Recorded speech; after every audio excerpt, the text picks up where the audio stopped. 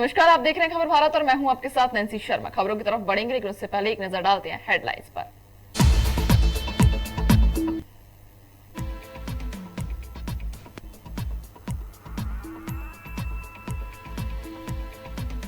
चिकित्सा शिक्षा मंत्री विश्वास सारंग का बयान। सारंग ने कमलनाथ पर कसा तंज, कहा कमलनाथ को सद्बुद्धि दे भगवान।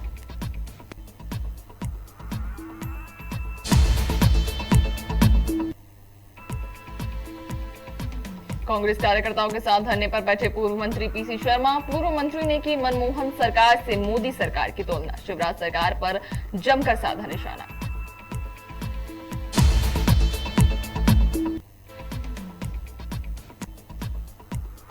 चिकित्सा शिक्षा मंत्री विश्वास सारंग का बयान। कहा मोदी सरकार के 7 साल पूरे होने पर गिनाई उपलब्धियां, सरकार ने जनधन योजना से गरीबों को पहुंचाया फायदा।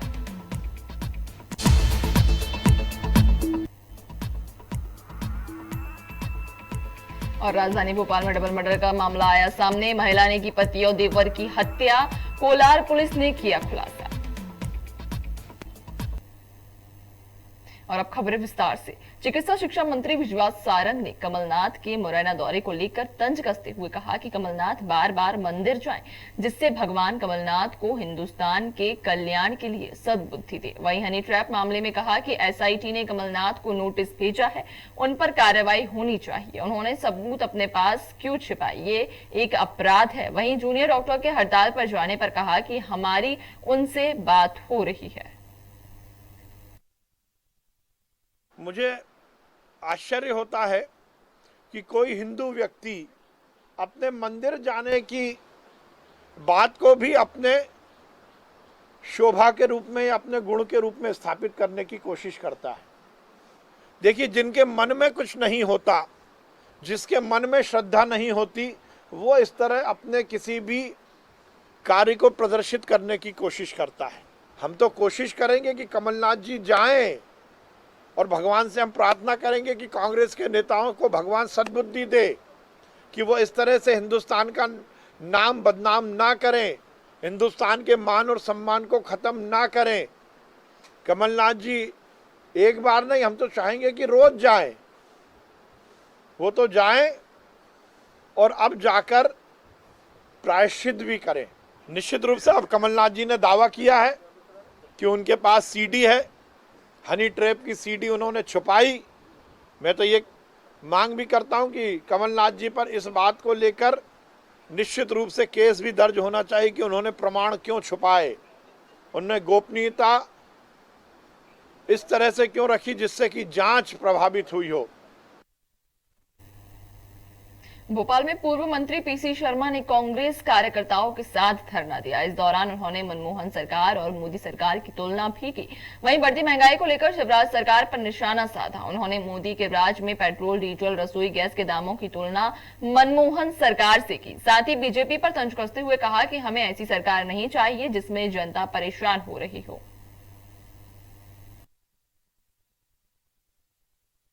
प्रधानमंत्री नरेंद्र मोदी के 7 सालों के कार्यकाल को जहां भारतीय जनता पार्टी सेवा ही संगठन के रूप में मना रही है, वहीं दूसरी ओर मध्य प्रदेश की राजधानी भोपाल के अंदर जो पूर्व मंत्री हैं पीसी शर्मा, वर्तमान के विधायक हैं, वो आज यहाँ धरने पर बैठे हुए लगातार वो ये दर्शाना चाह रहे हैं। यहाँ पर उन्होंने फ्लैक्स के माध्यम से दिखाया कि 2014 में जब प्रधानमंत्री मनमोहन सिंह थे, तब उस समय पेट्रोल व डीजल सहित रसोई गैसों के क्या भाव थे, लेकिन आज वहीं 2021 में डीजल, पेट्रोल सहित रसोई गैसों के क्या रेट हैं। लगातार इस पर कांग्रेस जो है लगातार से ही धरना प्रदर्शन करते आई है। साथ साथ ये भी देखा जा रहा है यहाँ पर जो कांग्रेस के जिला अध्यक्ष यहाँ पर मौजूद हैं, पूर्व महापौर यहाँ पर मौजूद है, साथ ही उनके जो प्रशंसक हैं, साथ ही जो जितने भी यहाँ पूर्व पार्षद थे वो यहाँ पर लगभग मौजूद हैं। आइए हम जानते हैं पीसी शर्मा जी से। एक तरफ जहाँ आज ये सेवा संगठन मना रहे हैं, दूसरी तरफ आप अपना विरोध दर्ज, सांकेतिक विरोध जो है यहाँ पर दर्ज करवा रहे हैं। आज ये बीजेपी को उनकी वादा खिलाफी को एक्सपोज कर रहे हैं। ये वादे किए थे ने 2014 में कि बहुत हुई महंगाई की मार, अब की बार मोदी सरकार, और 30-35 रुपए में डीजल पेट्रोल हम देंगे सरकार बनी तो, और 300 रुपए में देंगे रसोई गैस।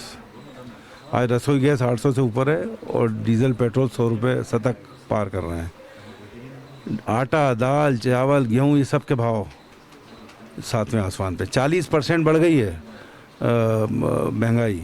और दूसरी तरफ जो जीडीपी ग्रोथ है वो +7 के ऊपर थी, वो माइनस में चली गई है।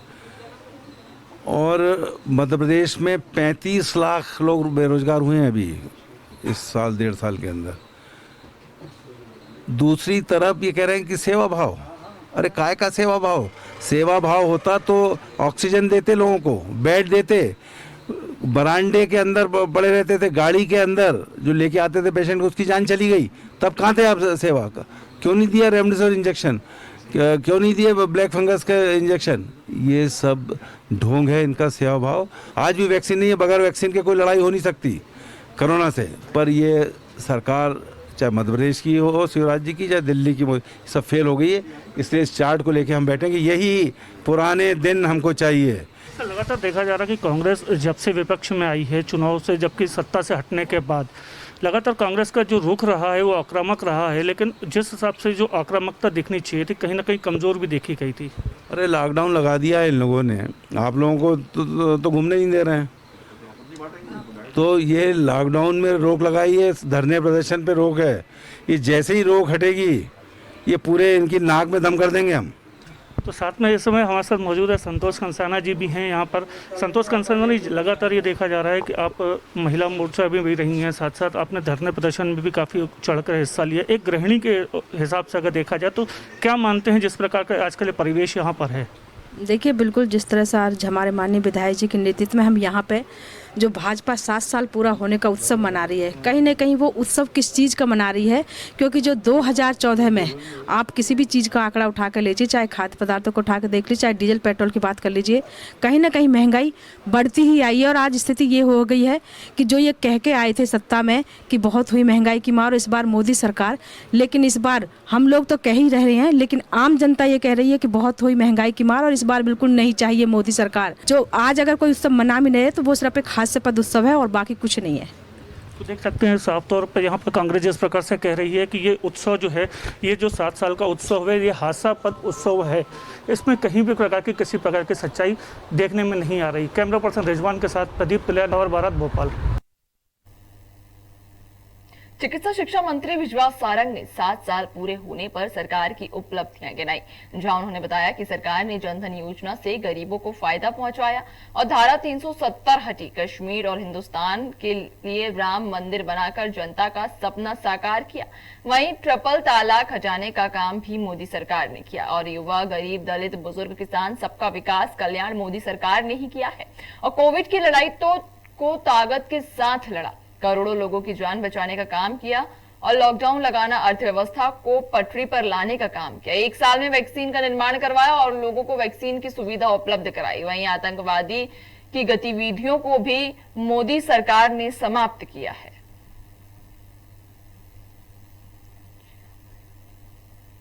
मैं इस देश के यशस्वी प्रधानमंत्री नरेंद्र मोदी जी को बहुत बधाई देता हूं कि उनके दूसरी पारी के 2 साल पूरे हुए हैं। लगातार 7 वर्षों से नरेंद्र मोदी जी के नेतृत्व में भारतीय जनता पार्टी की सरकार देश के विकास और जनता के कल्याण में लगी है। संविधान में अपेक्षित फेडरल सिस्टम को जिस दृढ़ता के साथ नरेंद्र मोदी जी ने इस देश में स्थापित किया, वो अपने आप में काबिल तारीफ है। देश का मान और सम्मान दुनिया के मानचित्र पर और बड़े, इसके लिए नरेंद्र मोदी जी ने प्रयास किए।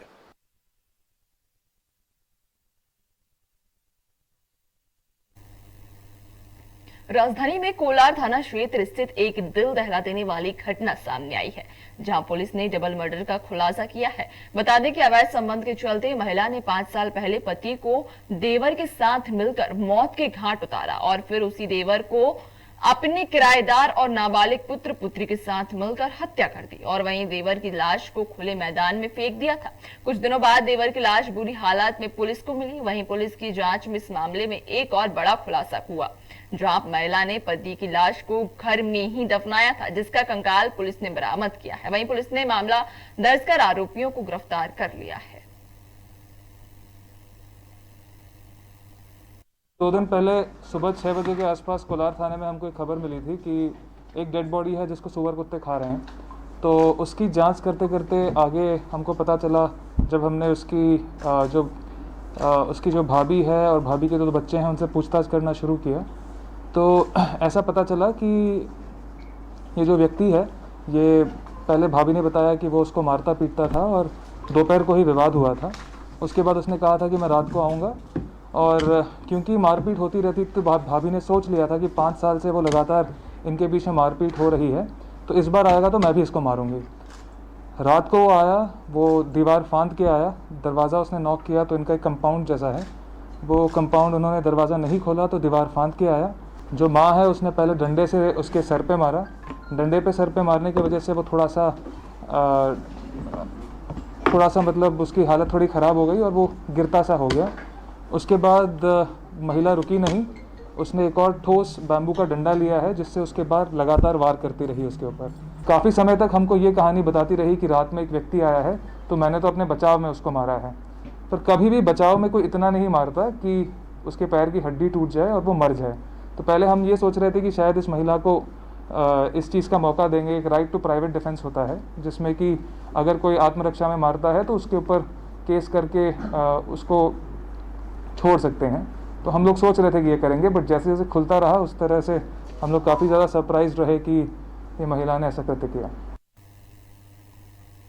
सिंगरौली जिले में हमारा कर्तव्य के तहत आपकी युवा शक्ति ने प्रदेश संगठन सचिव संदीप शाह के मार्गदर्शन में गरीबों को लगातार लंच पैकेट बांटे। इस अभियान में आम आदमी पार्टी यूथ विंग के द्वारा प्रदेश संगठन सचिव के साथ दर्जनों कार्यकर्ता इस कार्यक्रम में शामिल रहे। उन्होंने bus stand, Baden, Pachkhora, Basor बस्ती में लंच पैकेट जरूरतमंद व्यक्तियों को वितरित किए। और वहीं संदीप शाह ने बताया कि जो लोग मास्क नहीं लगाए हुए थे उनको मास्क वितरण किया गया और लोगों को कोरोना वायरस से बचाव के लिए समझाइश भी दी गई।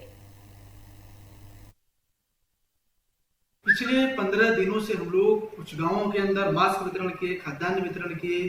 संपूर्ण लॉकडाउन होने के कारण से सभी होटल रेस्टोरेंट बंद हैं, इस कारण से उनको खाना नहीं मिल पाता है यहाँ पे। इसलिए हम सभी साथियों ने मिलकर के ये तय किया कि यहाँ पे गांव गंवई से आने वाले हर एक व्यक्ति को ये हमारी जिम्मेवारी बनती है, ये हमारा कर्तव्य है, उनको हम भोजन कराएंगे। उसी के तहत हम लोग पिछले कई दिनों से जिला मुख्यालय पे जहां जहां पे प्राइवेट हॉस्पिटल हो, सरकारी हॉस्पिटल हो या जो झुग्गी झोपड़ी की बस्तियां हो, उन बस्तियों के अंदर जाकर के हम लोग खाना बना करके पैक कर करके हर दिन बांट रहे हैं। उसी के तहत आज भी हम लोग 800 लोगों को खाना खिलाए।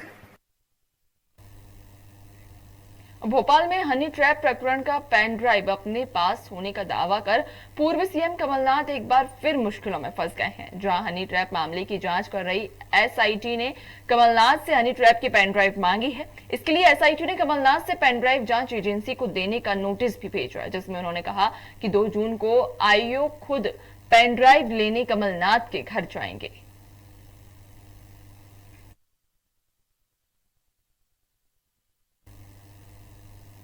सिंगरौली में बॉलीवुड एक्टर सोनू सूद ने संक्रमण काल में अपर कलेक्टर से संक्रमण से निजात पाने को लेकर बातचीत की। बातचीत के दौरान संपदा सराफ ने अपने साथ जुड़े 4 अन्य प्रशासनिक अधिकारियों का परिचय सोनू सूद से कराया। वहीं सभी कलेक्टर ने सोनू सूद को जिले की स्थिति के बारे में बताया, जिसके बाद सोनू सूद ने संपदा सराफ सहित 4 अन्य जिला प्रशासन के अधिकारियों की तारीफ भी की।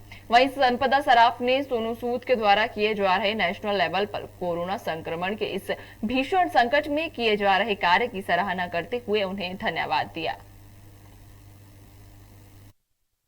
द काइंड ऑफ वर्क आपकी और आपकी टीम कर रहे हैं, मतलब जो चीज हम लोग डिस्ट्रिक्ट लेवल पे डेली फायर फाइटिंग और जो भी चल रहा है, you people are handling it on a national scale. So kudos to your team, like salute to your team, immense respect. Thank you, ma'am. Thank you. I mean, you are all the real heroes. So good work, ma'am. अपना और मुलाकात करते हैं हम लोग जल्दी वापस। फिलहाल की इस बुलेटिन में इतना ही। आप देखते रहिए खबर भारत। नमस्कार।